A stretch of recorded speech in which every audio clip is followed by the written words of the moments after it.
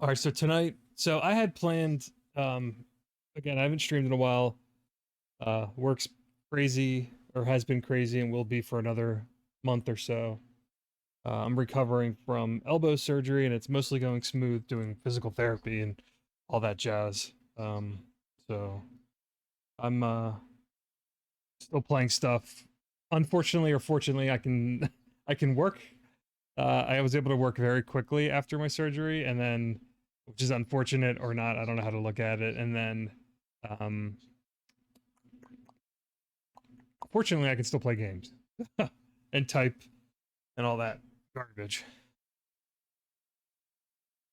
I don't know, cause like I, I spend on some nights, Keelock, I spend a lot of time troubleshooting before I go live. Like I do, there's a few things I test on my end before I hit live to make sure it doesn't freeze. And then the tests they don't freeze, and then when I go live it freezes. And I'm like, I don't understand it. I think it has something to do with maybe my PC. I think I have the Elgato 4K. And my PC's like pretty nice, right? Like it's like not like a super beefed up rig, but it's decent enough to like render and run, footage well enough. So I don't know if there's like a hiccup between the Elgato, like the link device, like the Elgato capture card, and like the USB port that it's in, and I don't have the mental capacity to spend my free time to like really dig deep to figure out what the problem is. Especially when I can kind of like band-aid fix it like I can now, or like I just did. So I don't know. I don't know how to look at it. Like everything, um, I'm mixed. I'm mixed on a lot of things, which brings us to tonight's game that I'm going to stream for like an hour or so until I like get really fucking tired, which will happen very quickly. I wasn't even going to stream tonight, but I really wanted to do like a 2023 3D platformer check-in.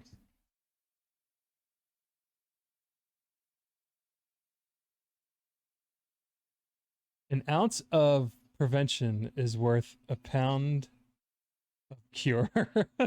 It's too late for uh philosophy or whatever Digicub. Hello, how are you? By the way. Um yeah, tonight I wanted to do like a 3D platformer 2023 check-in.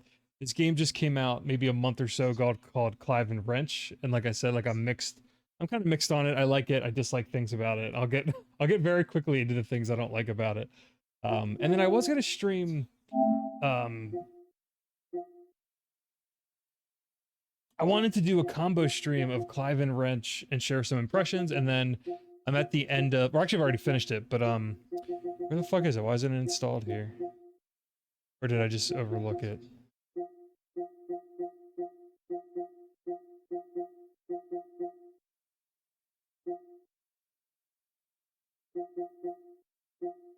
Oh, SpongeBob SquarePants: The Cosmic Shake, which I actually kind of liked, which was also a new 2023 3D platformer that like feels again like a PS2. It feels like like would have been the sequel to Battle for Bikini Bottom back on PS2. And I'm not even a SpongeBob fan.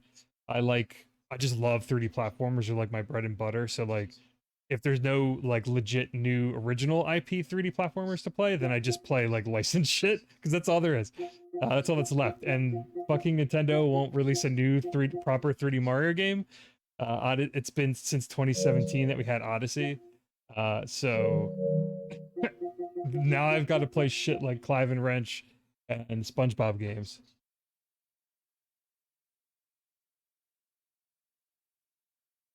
Yeah, I got what you were putting down, Digico. I hope you've been well. I haven't reached out in a while.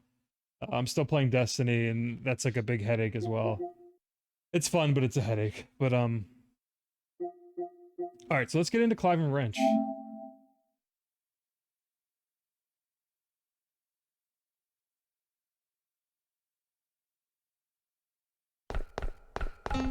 We gotta talk about the game's intro first of all. I'm gonna let it play, and maybe commentary. Oh wow, the footage is really loud.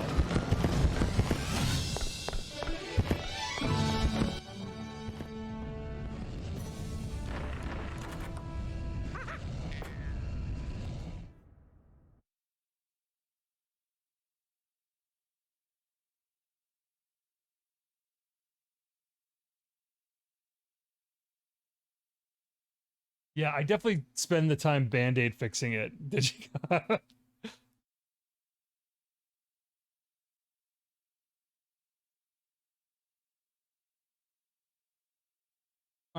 I'm gonna fair warning, or it's not really a warning. If you're not a fan of anthropomorphic furry mascot characters, then you'd be warned. We're about to get we're about to dive into that fur. All right, this intro I can't stand, to be honest. I'll just let it play out, and then if you haven't seen it before, you can share your thoughts if you feel so inclined.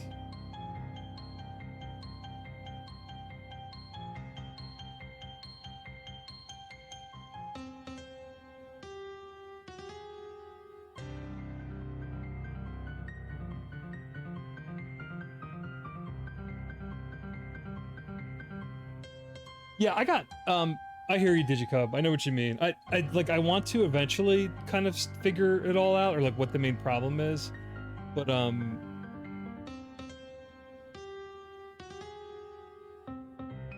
just not there yet.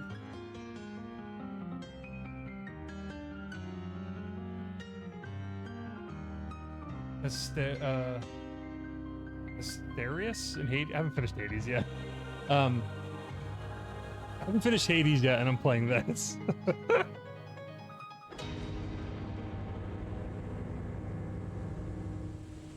Yeah, I got nothing against furries or furry culture or anything. It's just I'm not like into.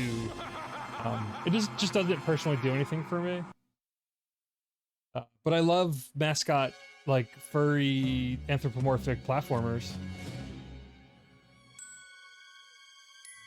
and this is like 100% has to be made by a furry. Like, I'm sorry. All right, this is supposed to be your sister, and like she looks like she's like drunk or like drugged. Her eyes are just like completely.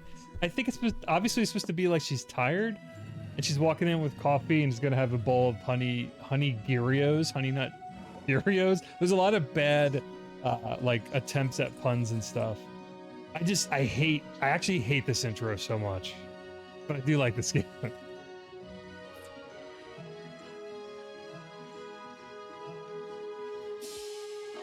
So I don't want to be too harsh either. This is like an indie game. I don't know how big the development team is, but like, it's, you know, it's probably a small group of people. I couldn't animate, or I don't know how to make 3D character models, let alone 3D environments or anything like that. So I don't want to like be too judgy, but like I don't quite care for the character designs, even though I do like, you know, Banjo-Kazooie's a bear and a bird. Jack and Daxter. Daxter is like an otter, and I mean Jack's just like an elf creature. But yeah, I like Gex. Gex is a lizard.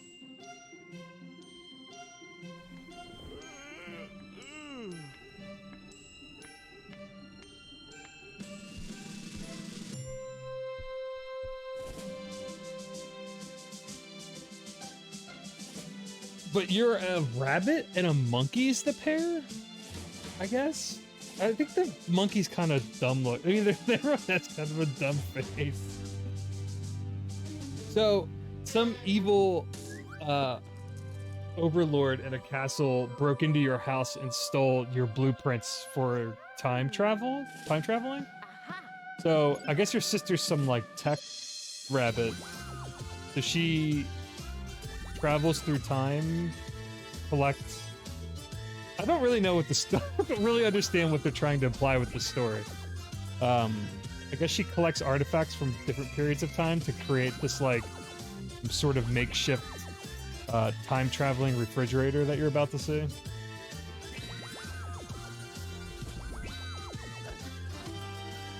There's not. This is more. You know what? There's not a lot of Whiplash other than it being a rabbit as your main character. Doesn't play anything like Whiplash. It's more. It's a mix of like Spyro, Super Mario 64, Banjo-Kazooie, Jack and Daxter. It's more. It's way more like that type of 3D platformer, like objective based. It has like the Super Mario 64 stars sort of objectives, and I'll explain things as I play. Dinosaur Bites is the studio. It's in a kind of a weird... I like this, though. There's something about this title screen. Oh, wait. There's one game from my shelf I want to pull, because this game really reminds me... Speaking of Looney Tunes...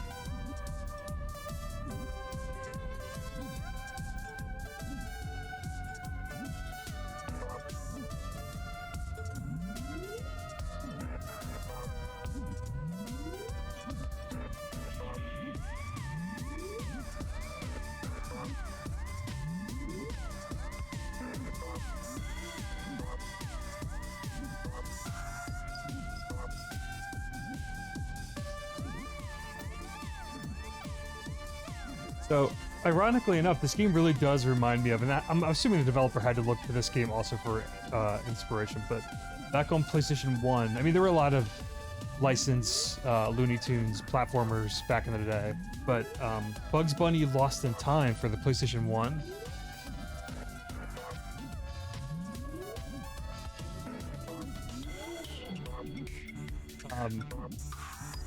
Since this game's so time-based, you're actually traveling through different time periods and just collecting bullshit.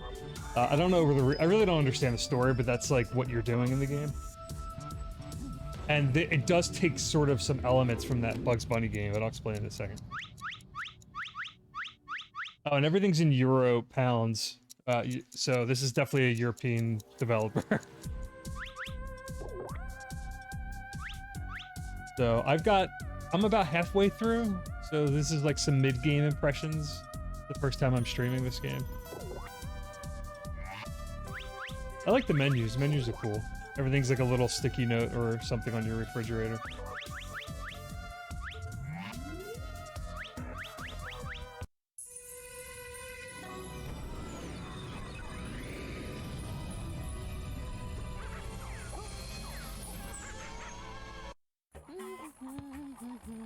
You have to watch this intro every time, though. You can't skip this.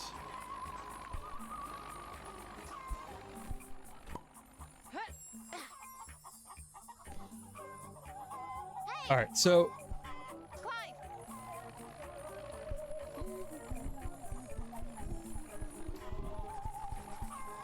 I'll explain the movement and what it's like. But so, you've got all of these time period levels, and this is straight up from that Looney Tunes game. Like, some of those Looney Tunes games would name their levels as kind of like sort of punny, jokey sort of titles for the stages. So this first level you go into, it says Bunny, I Shrunk the Chimp, which is kind of like a not super funny like wording or phrase. I don't know. But it's like a Honey, I Shrunk the Kid sort of level. The Great When? Cajun Mob Fog. So anyway, you go through a bunch of themed worlds, and this is kind of like the hub area, and it splits off into all these different time periods. But your character's hat changes for each realm that you go into. So this is like a snow level. You get like a little Santa Claus hat. I guess it's the pirate world, pirate hat, etc. The chimp, the bag, and the bunny. I don't know if I get that either. Ancient Greece trap. That's kind of funny. A grave mistake. I like that. That's classic. So you turn into like a cool little vampire rabbit. Yeah, I think this game was made with passion, for sure.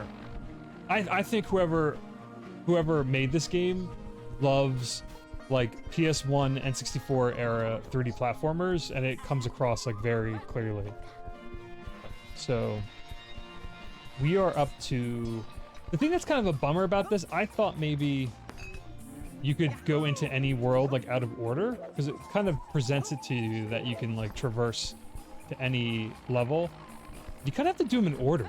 Like you start from Bunny, I Shrunk the Chimp, and you have to work your way kind of like counterclockwise around this dial. And you need a certain amount of the main collectibles to access the boss levels as well, so... But anyway, we're up to the chimp, the bag, and the bunny, which I don't know what that's referencing. I don't really get that. But, alright, these clocks.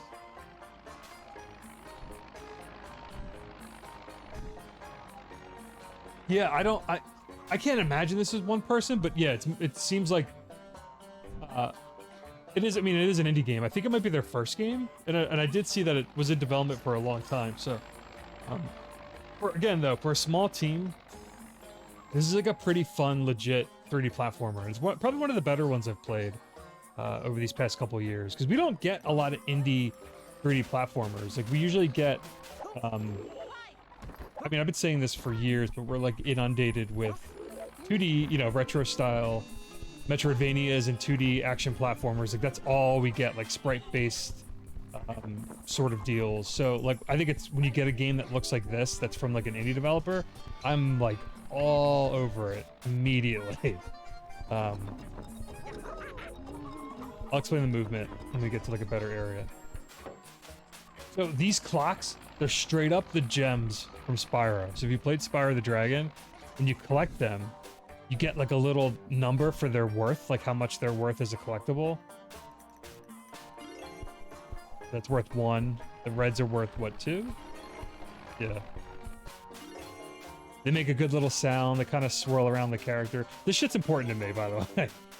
Your collectibles, you better do a little nice chime and sound effect. You've got fractions everywhere in this game. Oh, and these jars are very Spyro as well. So there's a little Spyro the Dragon DNA in here. Some Bugs Bunny, Lost in Time, Super Mario 64, and Banjo-Kazooie for sure. I'll explain the moveset in a second. So he doesn't have a triple jump, which is wild. So he's got a double jump. Oh, yeah, he's got a double jump. But if you do like the 3 jumps in a row,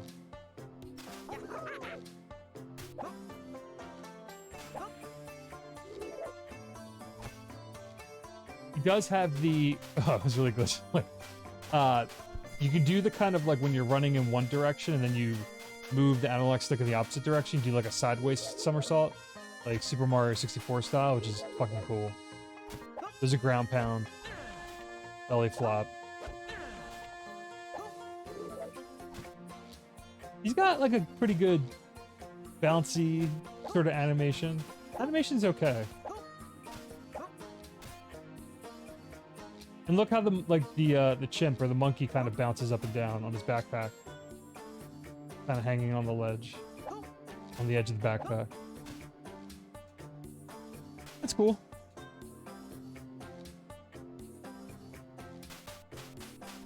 Yeah, movement generally feels good, and I think that's like really fucking important for a 3D platformer. So it's got, like I said, sideways jump, belly flop. You can sideways jump into a belly flop, which is cool. A twirl.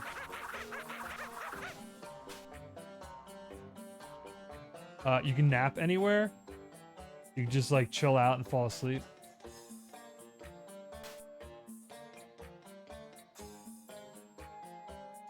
Yeah.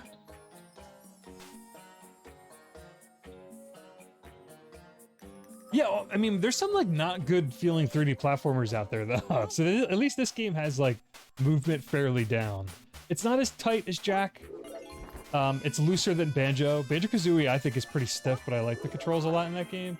Oh, look at these world. That's a nice medium-sized world. Only 550 clocks. Those little, they're called ancient stones. They're the main collectibles. So the ancient stones are like the stars from Super Mario 64, the power stars, or the precursor orbs from Jak and Daxter, etc.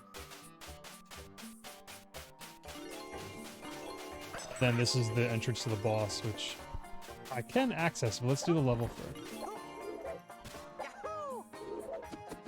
Oh yeah, and you have a glide, which is infinite until you descend. So you can... Oh, there's 2 other moves I forgot to talk about. You do have a long jump. So this is like neutral jump, neutral double jump. Then if you hold R1, he crouches. You can actually crawl around. Oh, you know what? He has a dive as well. Yeah. But if you hold R1 down and hit X, you do a long... That's straight out of Jak and Daxter. a long vault jump. And you need to do this shit to like reach certain platforms in the levels and everything.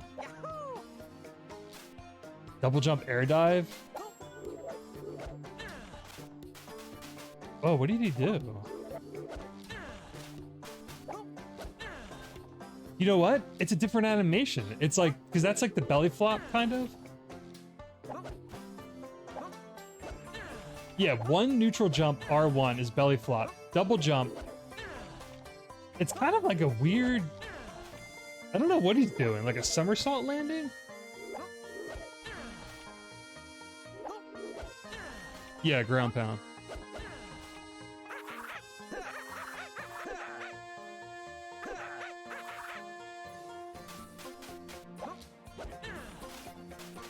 Yeah, good momentum. You don't get locked into things either. Like you can ground pound and hold forward on the character and you'll keep running. This game's got that shit down. It feels good. And then the last thing you can do, you can glide very far, and you can do long jumps. Oh wait, there's a invisible ceiling above me. I'll go to an actual level to show that off.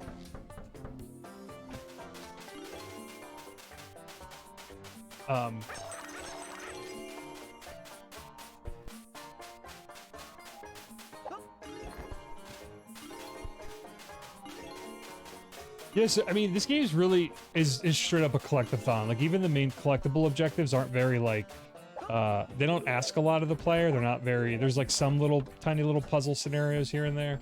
Or, like, some more significant platforming sequences to, collect the main shit. But I'll show you, I'll get there in a second. But I think I got everything in this little hub. Oh, he's got a dash. You know what? I keep fucking forgetting. He's got a lot of... Clive has a lot of moves. You can kind of gallop, dash around.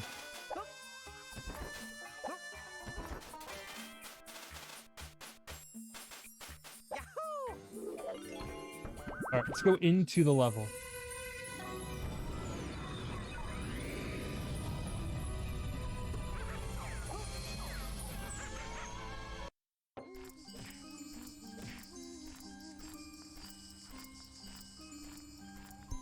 Good title cards, level display names. They're all like unique to the world. This is a weird starting area. Clive! Clive!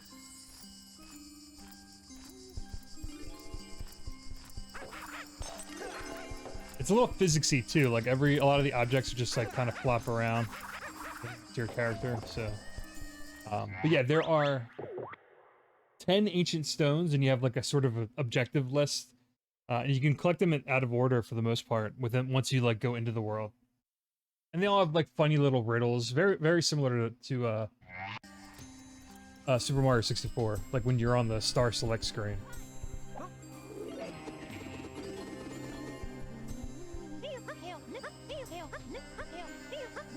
Got the Banjo-Kazooie mumbling or grumbling sort of voice VO.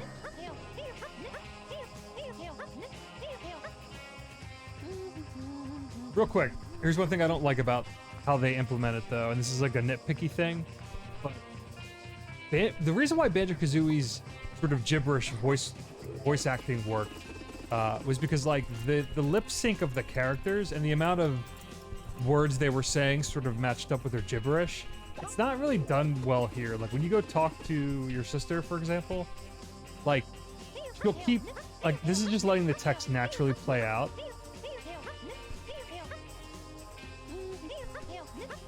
So it's stuck. And she's still, like, mumbling.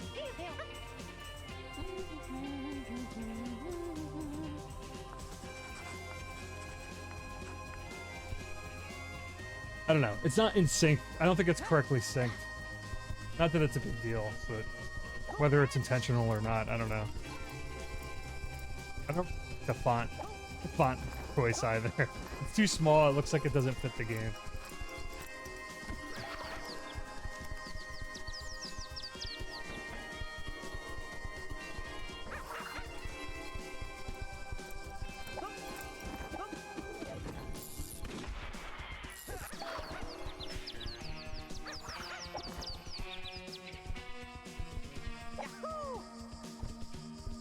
But yeah, you can long jump into just floating, and you just float endlessly until you hit like a surface.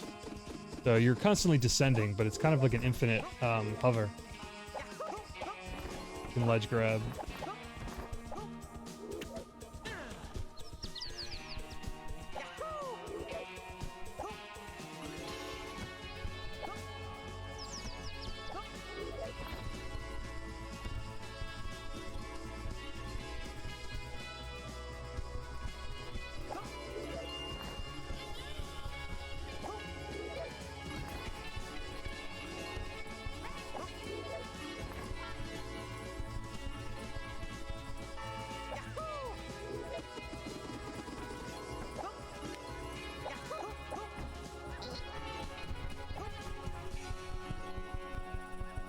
There is a lot of like like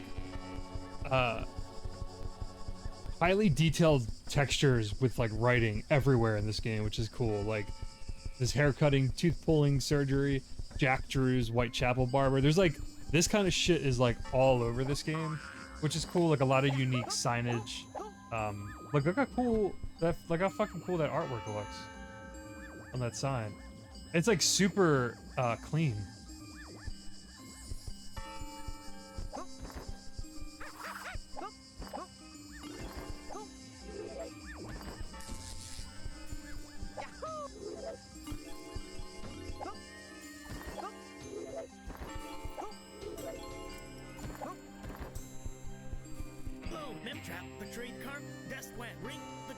These llamas give you hints if you bring them scroll.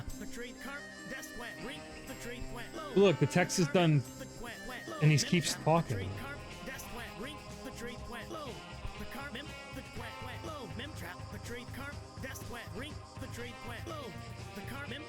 Oh my god!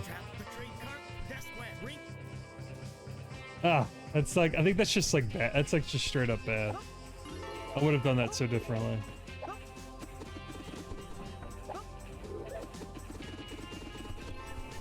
You check this shit out. Even these wanted signs. Oh, there's a Hat in Time reference. So, and this game's got like references to the fucking trouser snake from Ukuleles in this game.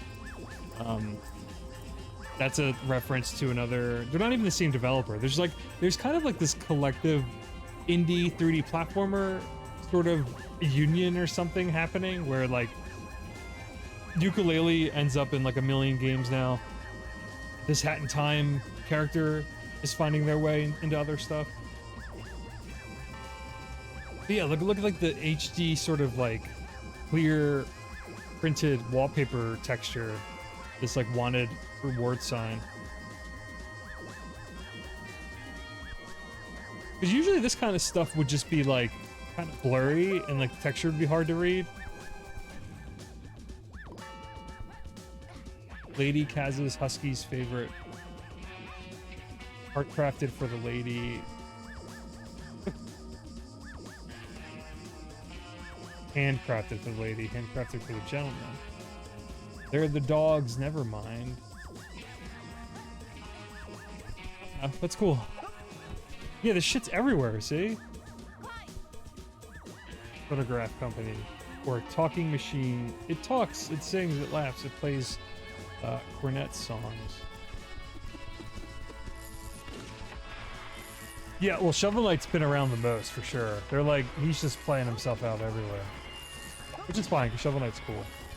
I don't know what Bad Wolf is, if that's like a furry thing. I don't know. But this Bad Wolf is everywhere. Like, graffitied on walls. I don't know what it's a reference to. Oh, here's the scroll. They're just like hanging out.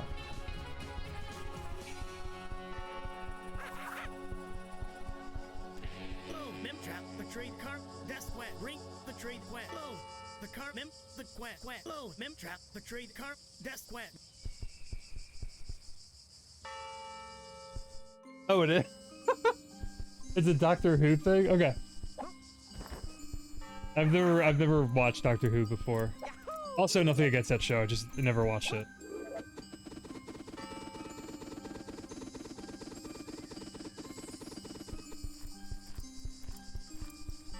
But yeah, this game seems to have a lot of like pop culture references and game references. Oh, there's little hidden Easter eggs in every world. They kind of look like the Jack and Daxter precursor eggs a little bit. But you don't get anything for finding them other than like a trophy for the first time. But they're just cool little secrets. Kind of developer secrets. I like the like low frame rate on these birds. I don't know if that's intentional or not.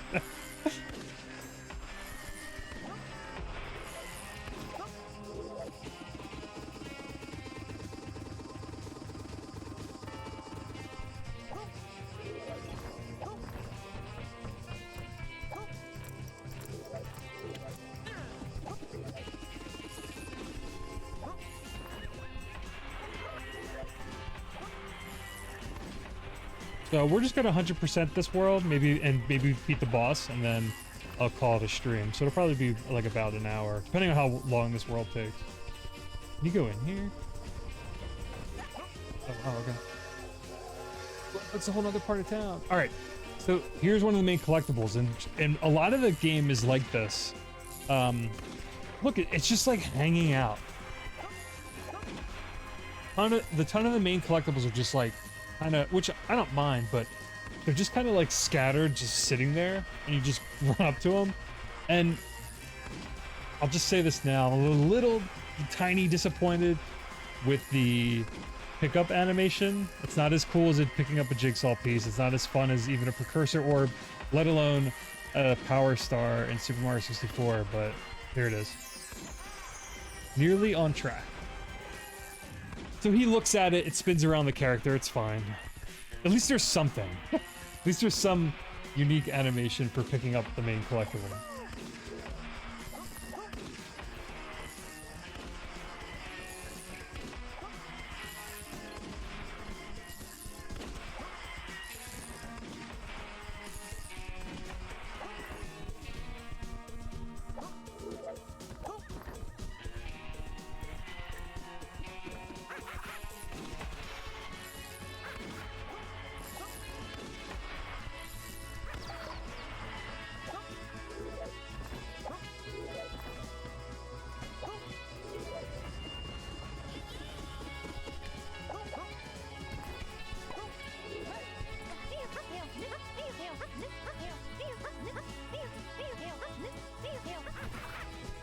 Oh, cool. That's like, how do you get that about?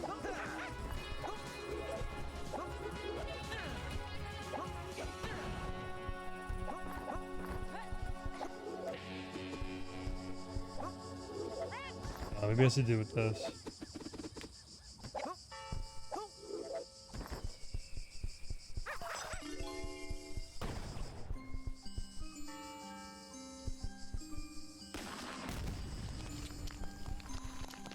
Oh, I gotta point this at the crack to get the thing. That's cool. Oops. A little janky, but there we go. Cool. And the other thing I like about this game, in terms of like what, like a 3D platformer, how it should, like, especially one that's like very traditional like this, that's clearly like trying to be like from a particular era of these types of games. You're in a world and you're out of a world so quickly. Like nothing's really difficult, which is fine. And the worlds are just, there's some worlds are bigger than the others, but they're just like big enough where there's like little nooks and crannies for collectibles and stuff. But like you can just mop up a world and collect everything that there has to be collected, like within a, 15, 20 minutes sometimes, maybe a half hour. And it just feels good. Like you're just in and out, collect a bunch of shit, hop around. Feels good hopping around. I don't know what's going on over here. I'll get back to that.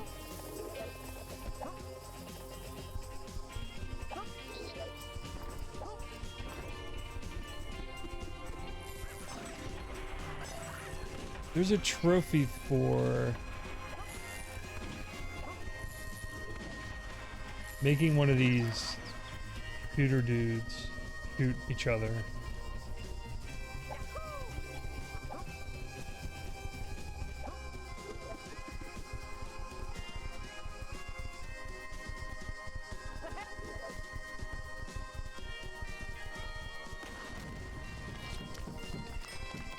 Collect 5 keys. 5 keys opens a vault that has like one of the main collectibles. That's actually a repeated idea in every world. So there are some repeatable sort of collectibles. At least the objectives are repeatable, like they're not always unique. Here's another one, just like behind this building, just hanging out. Got 3 already.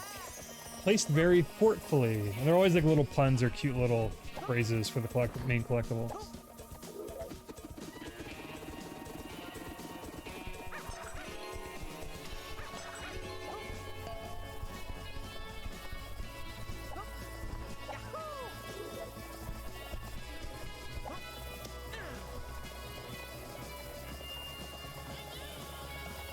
Just straight up switches.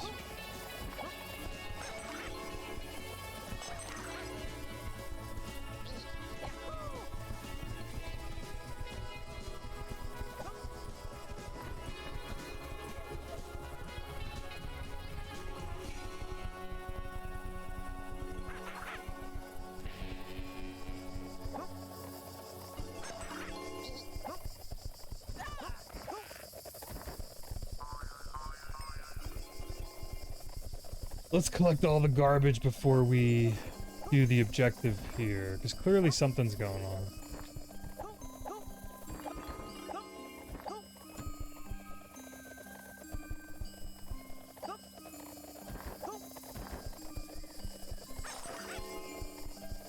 Alright, let's see what this weird person wants.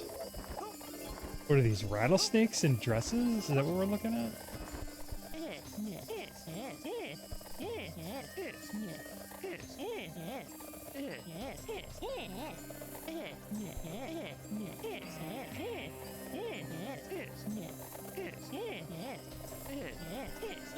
Ooh, ooh, ooh, ooh,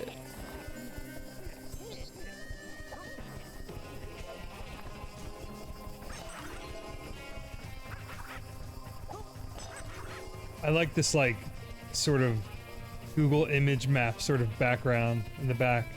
Actually, it looks better than like a 2D wallpaper, but it has that kind of vibe, which is also cool. Kind of reminds me of like games from the PS1 and 64 era would totally do stuff like that.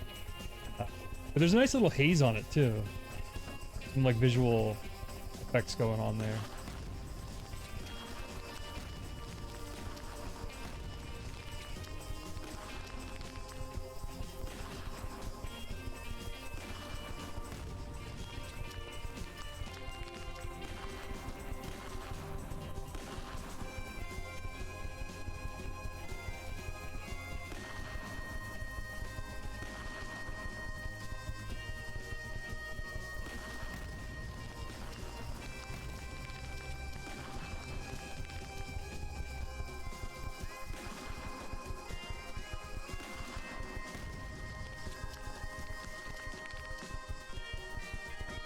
Cool. Slithering sisters spinning. Pure. Does their text change? I forget. Yeah. So I guess there's some elixir. I don't know what the fuck's going on in this game.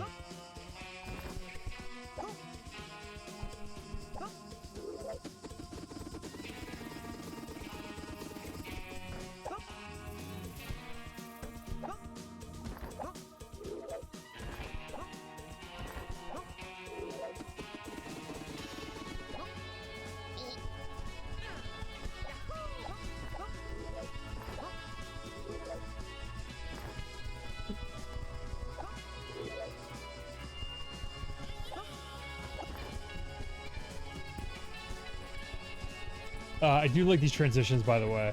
If you're gonna make a platformer, like, you know how you go in and out of like certain screens in Mario 64 and it's like Bowser's face or whatever, in the castle and such. At the very least, if you're just making kind of like a generic whatever 3D platformer that doesn't have much of an identity yet, do the little circle transitions on screens. That's all I ask for, and I didn't even have to ask these peoples to do it.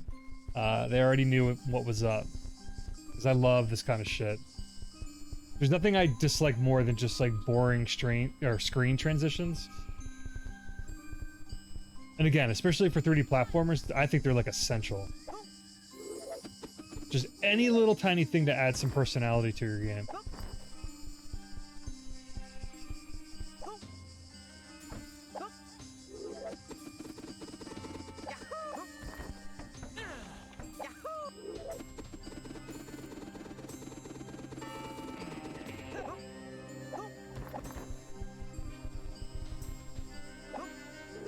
This mine's gonna be a bigger section of this level, it seems. Oh, we got music change. Some good lighting too. Game's got some stuff going on. Wigging out when you get close to it, but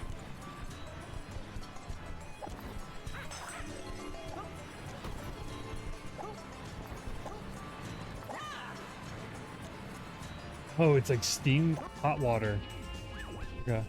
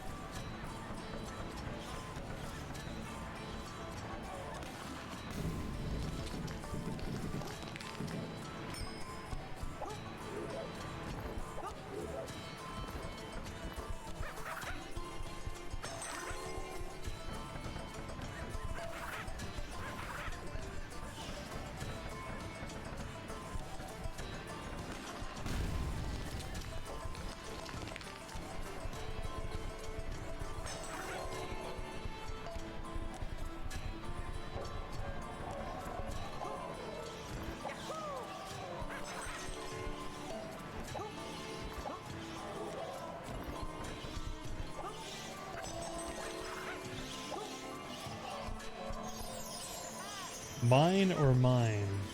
Okay.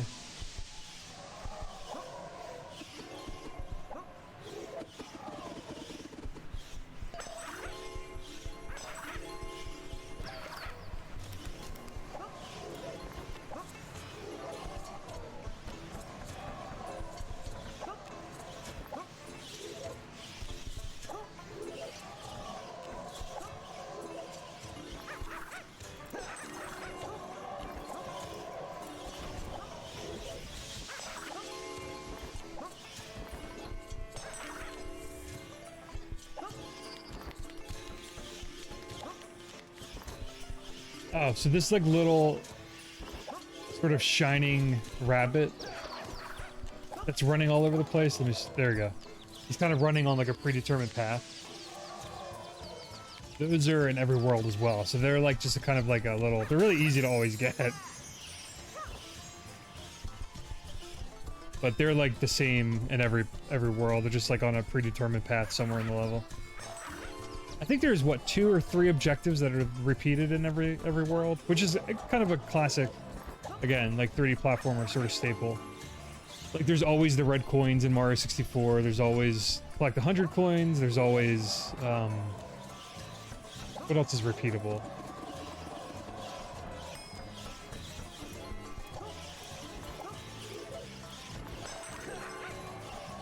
Man, I want to fucking make a 3D platformer so badly. Wish I had like the willpower, time, and energy to, and skill and knowledge to know how to make one. That would just, I would do something like this as well. I don't know what my character would be though. I like anthropomorphic characters, but I don't think I'd want to make one. Well, I don't think I'd want like that to be my character. I don't know what the fuck I'd do.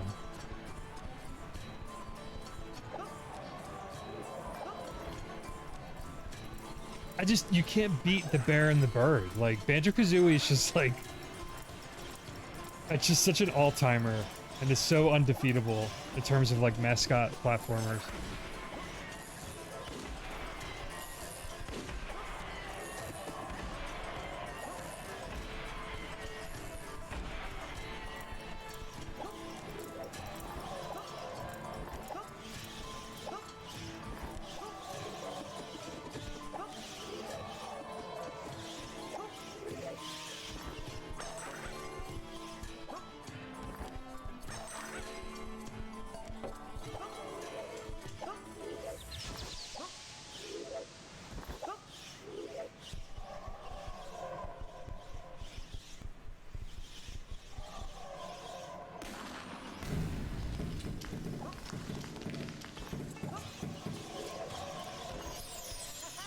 I can't believe you found it. Ah.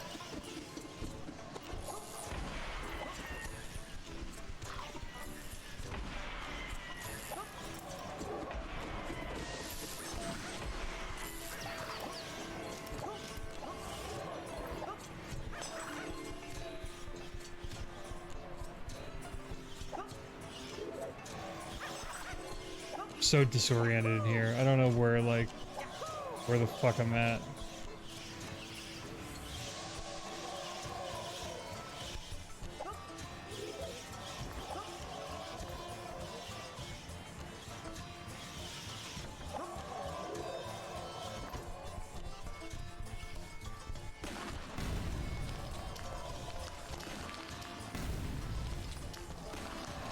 Oh, do I have to like destroy these miners or these kind of cart dudes?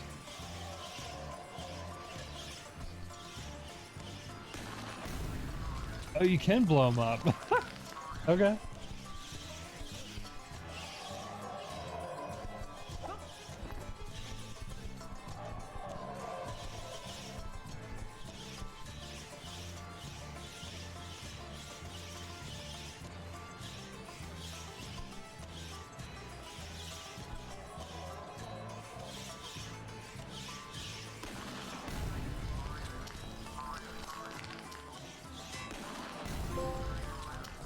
Oh, there's a trophy. Cool.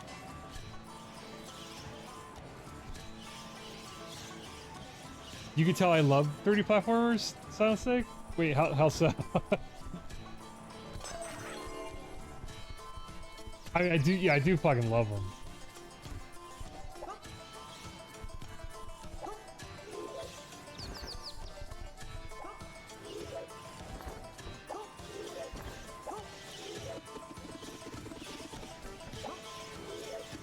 They're like, I mean, I have a lot of comfort food gaming, like genres or types of games, but these are probably like some of my biggest comfort food because like I don't have to fucking think about anything.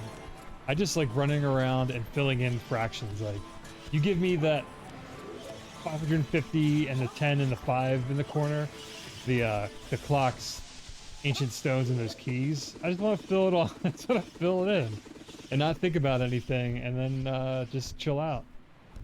I think that's what's like the most fun thing about this genre is that it's like just usually stress free.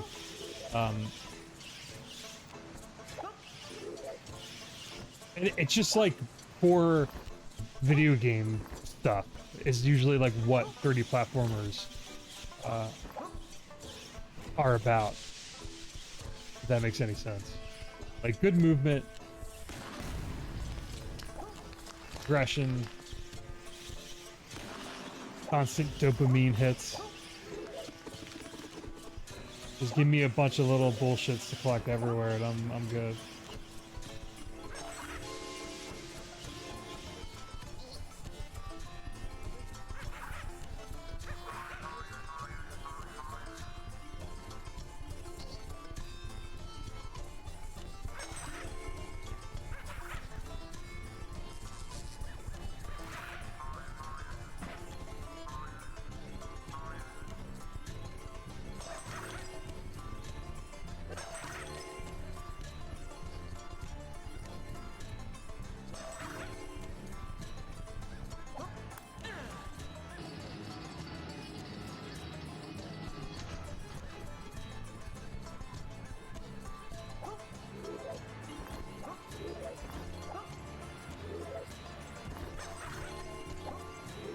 There's the last key. So you get all 5 keys, the safe's open, and there's another collectible. Ooh, this one's just like hanging out over here. See, the majority are just like in little... Ooh, shit. Just like kind of stranded on platforms or like hidden on little alcoves or cliffs that you can't see unless you kind of move the camera around. Which I'm all good with. One more for the road. Here's the exit of the level. But I'll do that after. What is this turtle line? What are we doing here? Sounds like it. right half, get walk.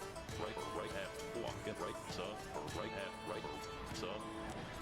This is, again, this is very, like, straight up Mario 64 race. With a turtle, too. That looks kind of weird.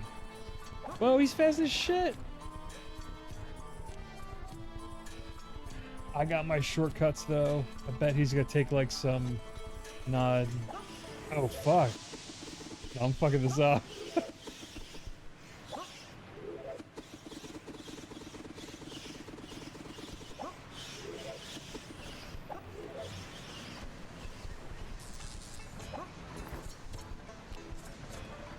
Damn, okay. Wait, what's the route through here, then?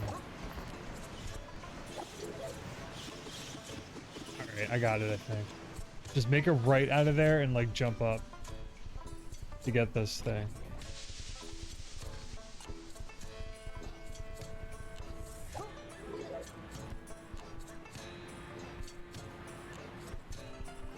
Sir, right, get walk. Right half, get walk. Right half, walk, get right, sir. Right half, right, sir.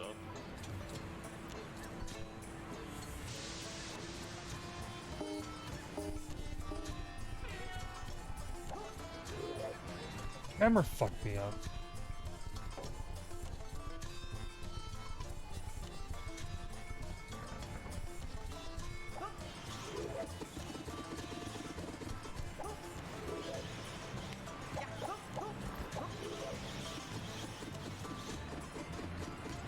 Whoa, dude. Alright, this is actually like one of the first hardest things I've seen in the game so far.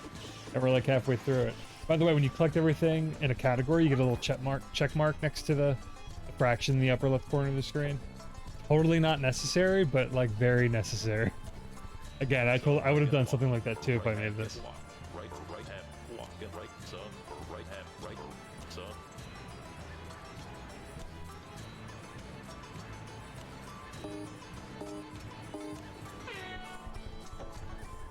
I think this is on PS. Oh, I'm not sure actually. It's definitely PS5. Maybe on Xbox as well and PC. I'm not 100% sure about the platforms, to be honest. Damn it.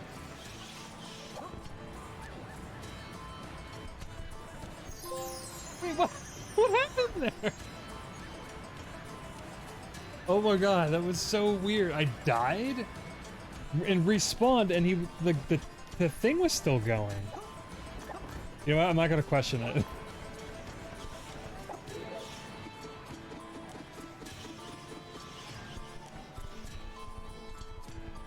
Yeah, I definitely PS5. I want to say PS4. It's like a PS5, PS4 version. I believe it's on Xbox, and I can't imagine it not being on PC or Steam. But I'm playing the PS5 version at the moment.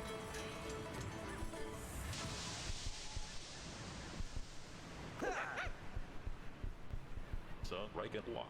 Right half, get walk. Right half, walk, get right, sir. Right half, right, sir. I kind of wanted to do this legit, but it just like glitched out when I died, and I was able to collect it.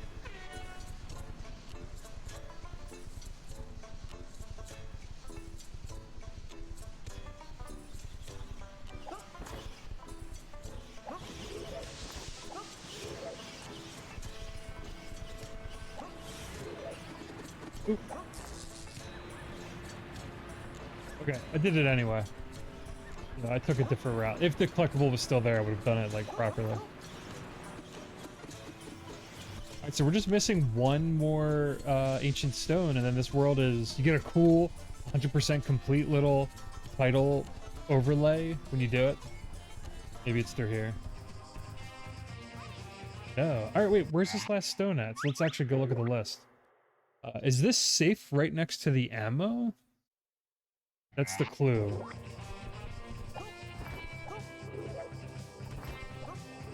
There's also another trophy I think I can get here that I haven't gotten yet.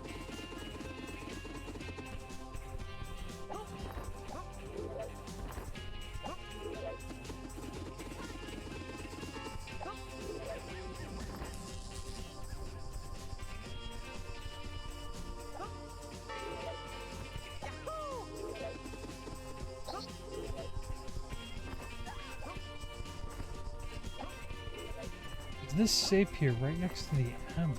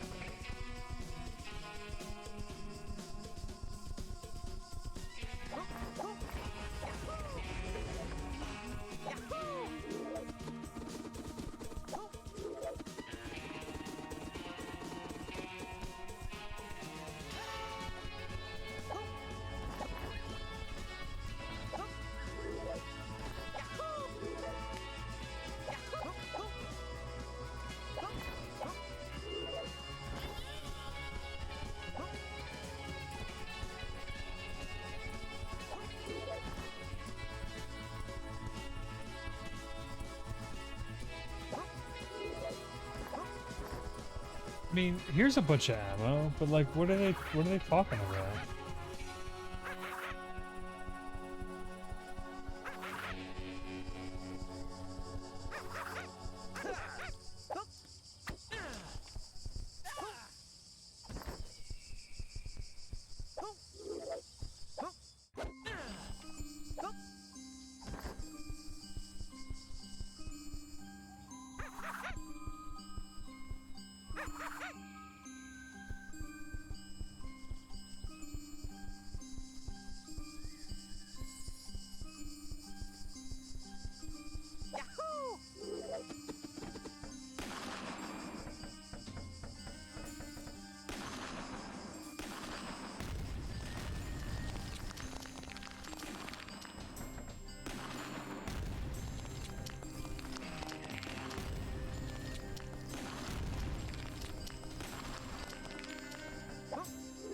I actually don't know where this one is. Maybe it's back in the mine. I don't know. I'm missing one ancient stone somewhere.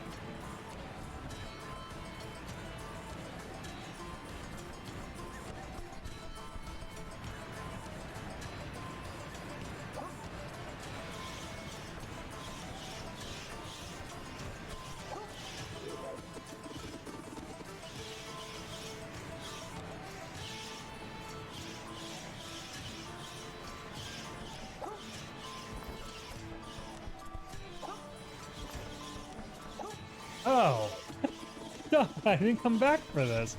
So for the 5 keys you collect, I get it. And the hint says, oh my God, is this safe right next to the ammo? That's actually a pretty good pun, because the safe had the little collectible in it. Anyway, so we got it. And then you got your 100% complete. Timeline fully restored. Alright, so that's a world. Get the fuck out.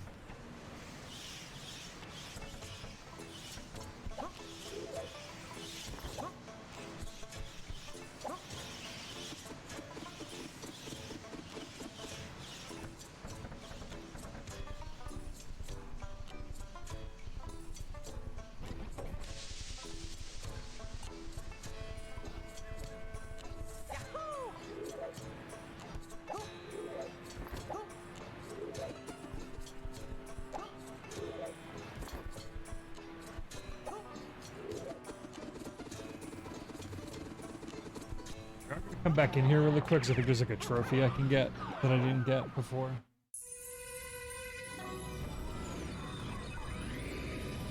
And then we're gonna fight the boss and then call it a stream.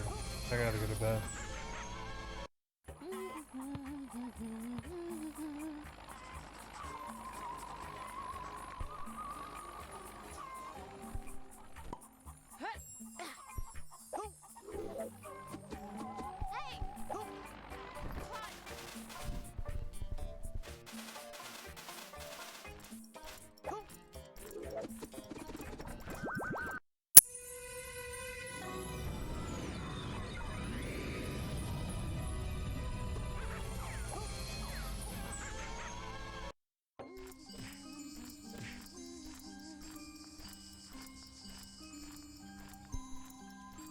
Alright, so these enemies that have these little revolvers or these guns, I think you can shoot, you can have them shoot each other and like take each other out, and it gives you a trophy, I think. But I don't think these two can hit each other. I think further in the level. No, there's no way. But let's keep them alive. Shit. By the way, your health is carrot cake. It looks cute, because he's a rabbit. Alright, weren't there two... There's this guy... Where is there a gun fella? I think there's one. Keep chasing me. Here we go. Alright, shoot each other, or hit this dude.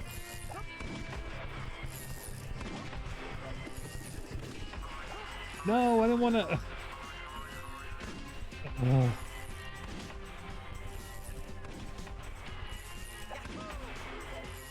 Let's try up here then.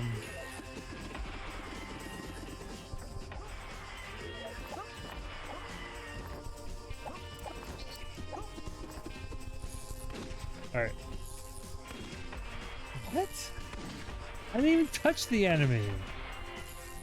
Oh my god. How about this guy? Come on.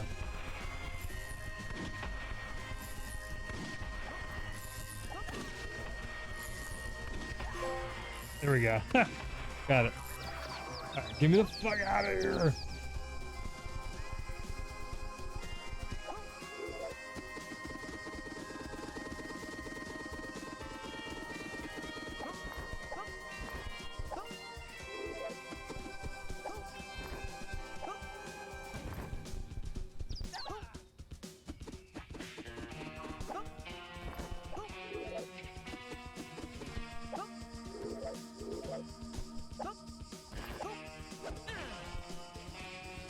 I don't know if I could just quit out, but let me just go safely exit the level and not do some weird...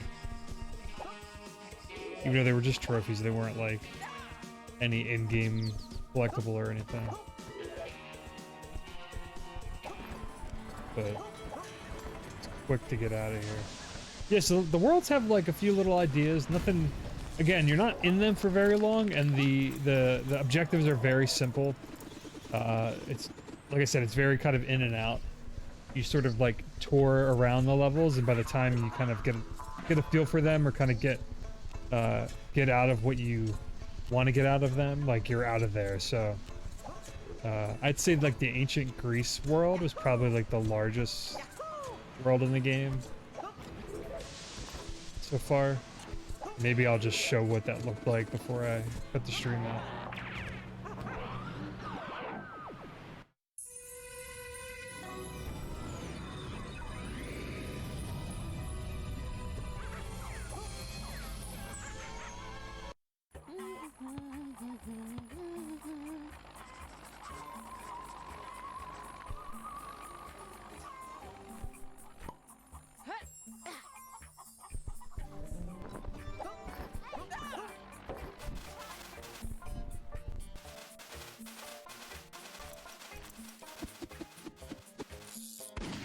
So this boss level actually has little collectibles in it. Whoa, a cutscene? What?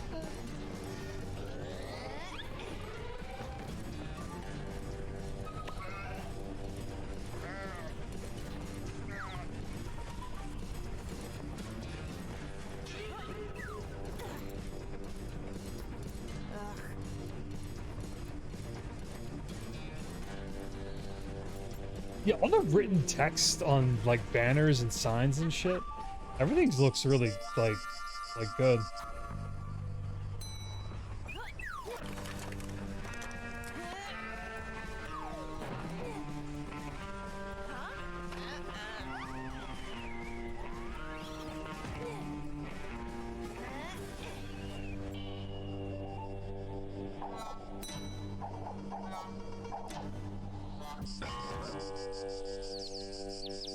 Certain death in.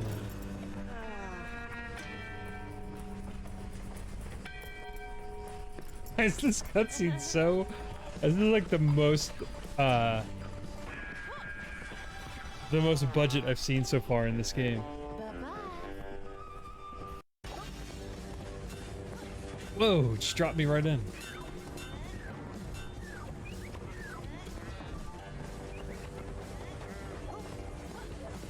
Oh, there's collectibles and all sorts of shit here.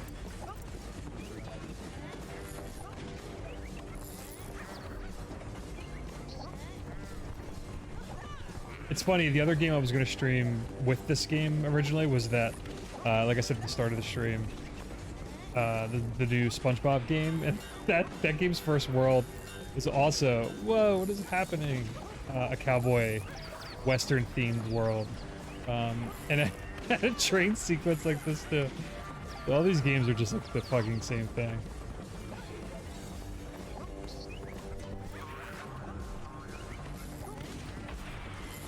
So some are like,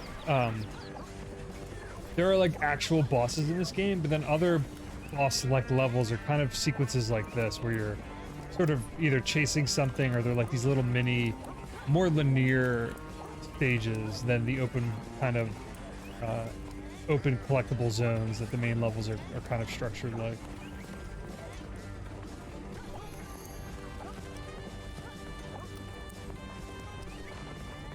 So, ew. I don't know what happened there.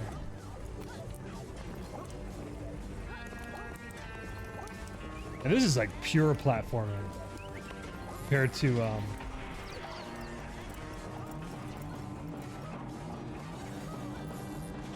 some of the stuff you're doing in like the regular worlds.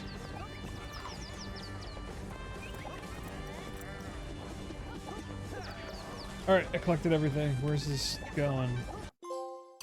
What?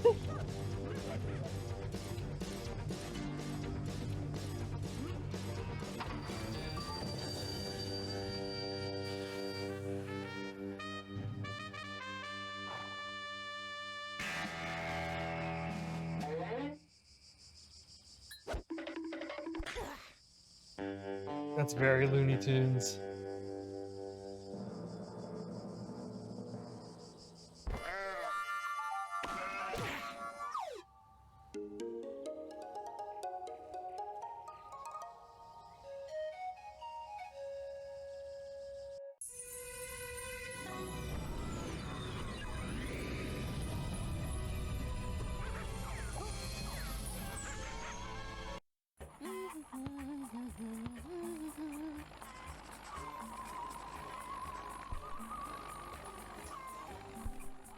I think there was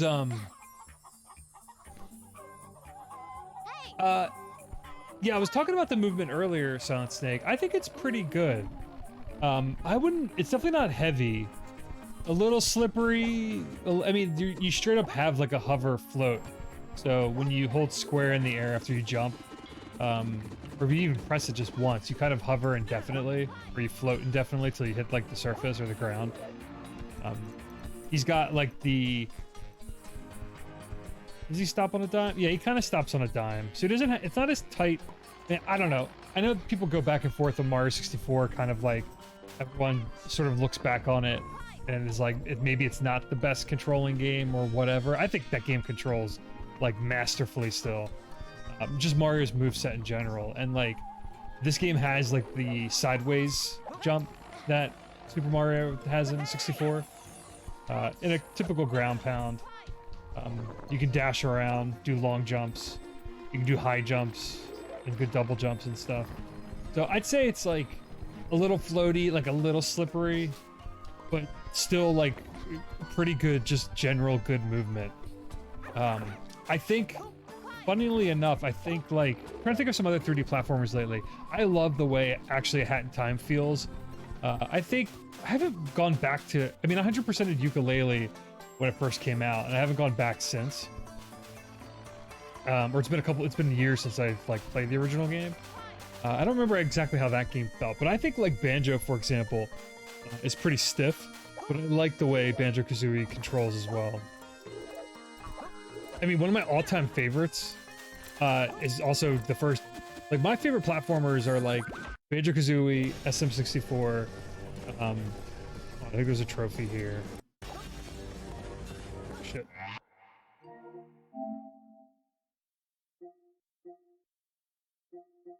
As far as 3D, not 2D, but yeah, Banjo-Kazooie, Super Mario 64, the first Jak and Daxter. I think Jak and Daxter like controls flawlessly as well. And this game feels maybe more like Jak 1 in terms, maybe not as tight because it's Naughty Dog versus Dinobytes Games or whatever the fuck the studio's called. Nothing against the developer again, like they're indie and for what they have here, it feels pretty good.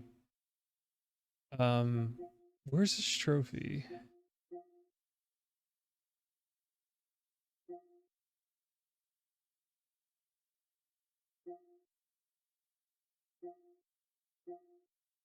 Watch the fireworks. No, that's not it. Oh, let the train plummet to its doom, you monster. So wait.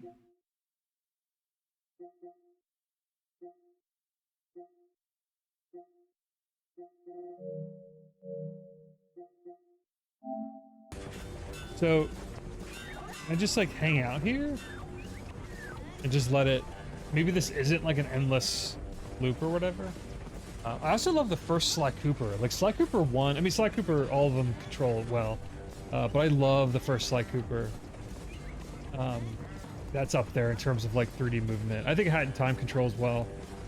Oh, Hell Pie from last year. I streamed it a little bit of it. I talked about it in my Goatees Game of the Year discussion. I think Hell Pie was super underrated in terms of character movement and flow for a 3D platformer. The chain, the little cherub chain where you could swing around indefinitely in Hell Pie, it's so fucking good feeling. That was like my favorite like non AAA platformer from last year. I gave it like an honorable mention. But yeah, Hat in Time feels good. Hell Pie, Ukulele. I don't recall how that game felt. I think what else? SpongeBob is kind of whatever stuff. Even that news, I was gonna stream it tonight. I just don't have the time or energy for it. But SpongeBob Cosmic Shape plays pretty similarly to Battle for Bikini Bottom. So like those games don't feel. I don't know how to describe the way the SpongeBob games feel. They're okay in terms of movement. Let's let this train derail and so I get the trophy. It's probably pretty funny.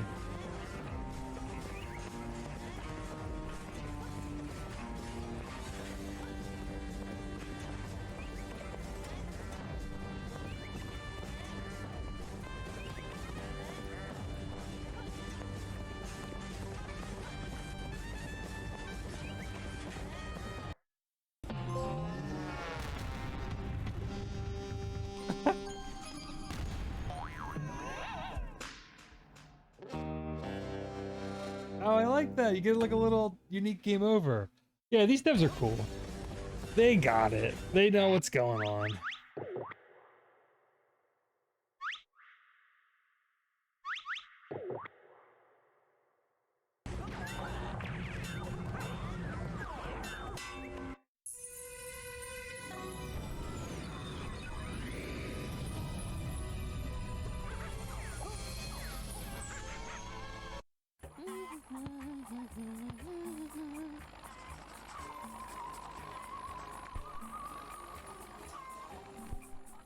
Yeah, I'll just show off, there's like one or two things I wanted to show off really quick just to talk about. So this was like the Honey, I Shrunk the Kids level. And again, like, I don't know what you call this. I think it's a very Western PC game style thing, is to have like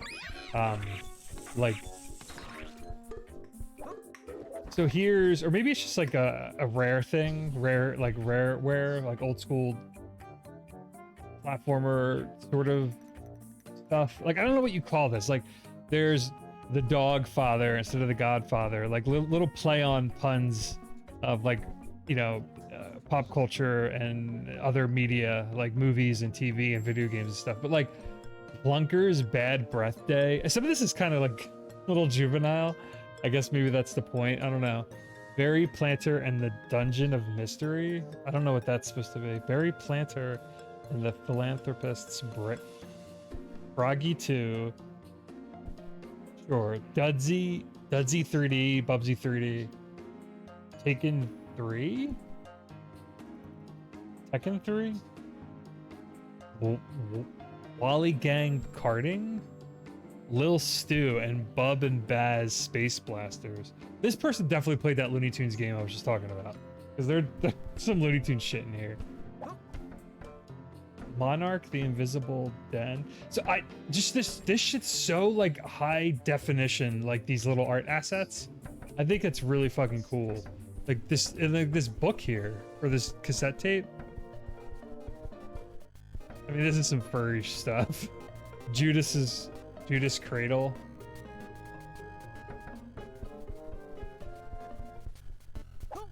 Same here. Ceratops boulders with added vitamins.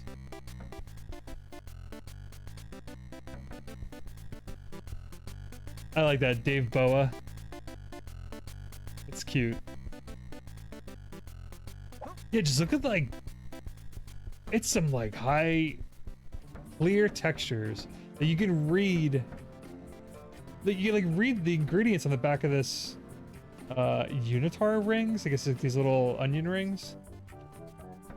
Best before December 2001, or yeah, December 2001. But you got like Matrix puns. I don't know how I feel about this kind of stuff. Mainframed rebooted. Keegan Feathers, Larry Kingfisher, and Carry On Luggage.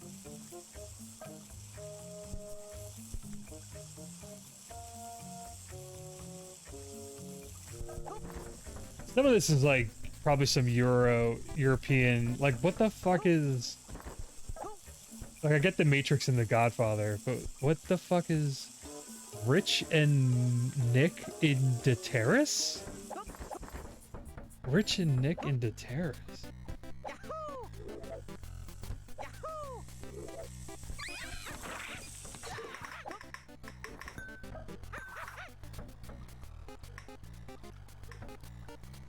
Scratch 21.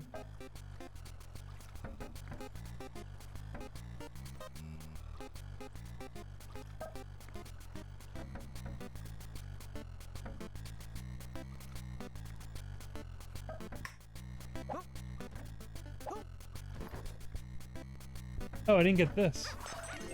There's a collectible in there. Yeah, so there's like, apparently Anton Ball is a real game. I feel like I should know what that is, but I don't know what that is. Here's some more fake games. No, they're all the same. No, there's some more here. SWA Miami Mobsters. SWA. Bree the... What? Robert Lufa Fight for Bikini Atoll? That's for Bikini Bottom. Princess of Egypt, the Time Desert. The Eagles Skateboarding 4? And Steely Wheelie Automobile 3. I kind of like that. Yeah, so I don't know what any of this... And then you got some like really...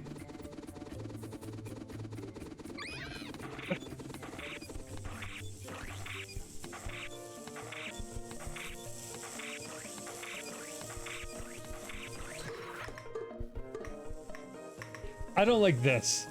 Chicken nuggies. I hate the word nuggies. I think this is like, come on. That's the developer's name. But you've got, are 3D platformers dead? Of course not, but people seem to keep pressing that idea for some weird reason. Microtransactions, we'll explain why they're absolutely nothing to worry about. Definitely very pro-consumer. I don't know. This kind of humor is hit or miss with me, to be honest. I get like wanting to do stuff like that.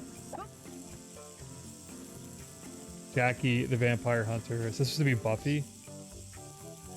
I don't know. A lot of influences for sure.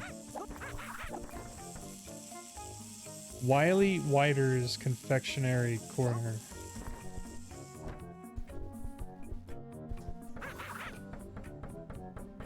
Anyway, so if you like stuff like all of that you just saw, then you might like dig this game's vibe. But that threw me off a little bit because I don't know how I feel about shit like that. I don't even know what you would like describe that as. Like pun, pop culture humor, or like it's a Gex stuff. You know what? I think I just call it. It's Gex stuff. But anyway, I want to show off this world because this is probably like the biggest world in the game.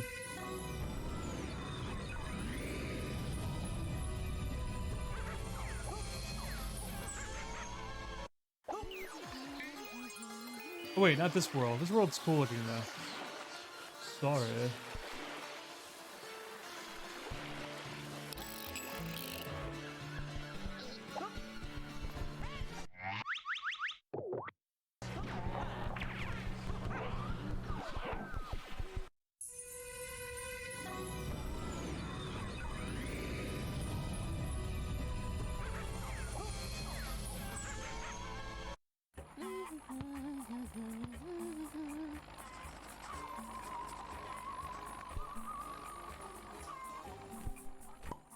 We'll call it there, though. I don't need to show the other world.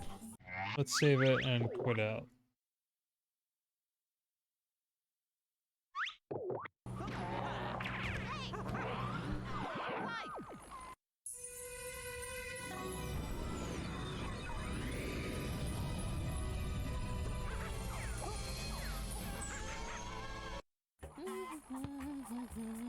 Oh, I just did the same thing again. I just gotta quit, I guess completely quit out.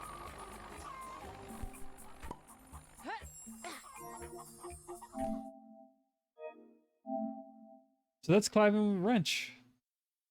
A new 3D platformer from Dinosaur Bytes. Again, I'm not super familiar with the developer. Apparently it wasn't being made for a very long time. They're European. Clearly, they're European devs. I can't even talk. Devs. They're European developers. But yeah, I love 3D platformers of all ilk, all sizes. When we don't have, you know, the Mario's and such, like the Ratchet and Clanks, like the AAA attempts at making kind of traditional platformers, then I have to resort to this. Not that there's anything wrong with that, obviously, because I've been playing like stuff like this since, you know, pretty much when they started to like the post Super Mario 64 mascot era, where everyone was just chasing this sort of genre when it was bigger on PlayStation 1 and PS2, N64, etc. So this is definitely a throwback to that period. So if you like just the structure of Mario 64 or Banjo or Jak and Daxter, where you kind of like go into a world or like a kind of semi-open world space, and there's main objectives for your main collectible, like I said at the start, or like you saw if you were watching, like the ancient stones are the equivalent of a power star or precursor orb, or pick your poison, the jigsaw pieces from Banjo. And other than that, there's just like a ton of little other collectible pickups. It's very breezy and easy to play. You're in and out of worlds like within, you know, 20 to 30 minutes, so nothing overstays its welcome. It seems like a pretty big game. There's a lot to collect. They do repeat ideas in worlds, but each world is themed and your character's appearance changes. You don't really get new abilities or anything, so you don't learn like techniques from Bottles the Mole or anything like that. You just kind of, you have a pretty decent move set that they don't really ask you to use completely, to be honest, but Clive controls fairly well. Wrench is really only useful to twirl twirl around to hit enemies or to hover. So he's, uh, I think their artwork looks better than their in-game character models, but whatever. Um, yeah, not like an epiphany or anything, but like very comforting, very nostalgic. If you're a fan of the genre, I don't know how expensive it is at this point. I think it was like a nearly a full price game. It was like 40 or 50, maybe. Maybe it wasn't. I don't think it was 70. Uh, Somewhere between 40 and 60. I don't know. But yeah, it's a cool 3D platformer if you're in the mood for it. There's not a whole lot out there, especially from those indie developers. We really just see 2D platformers more than anything.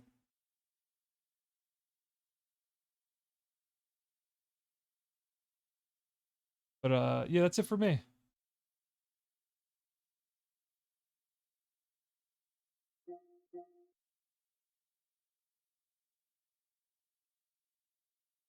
Thanks for hanging out, everyone. Uh, I will be back maybe at some point this week. I only have a few more streams planned for the rest of the month into early April, and then that'll be it for a little bit. I'm still kind of recovering from surgery, etc. And work's crazy, so I will see you all when I see y'all. Thanks again, Solid Snake, for the sub and everything and hanging out. I think Oi Mojo. I think you're a new person I haven't recognized. Thanks for hanging out. Elok and whoever else. So I'll be around. So have a good night, and I'll talk to y'all later. All right, bye. Bye forever.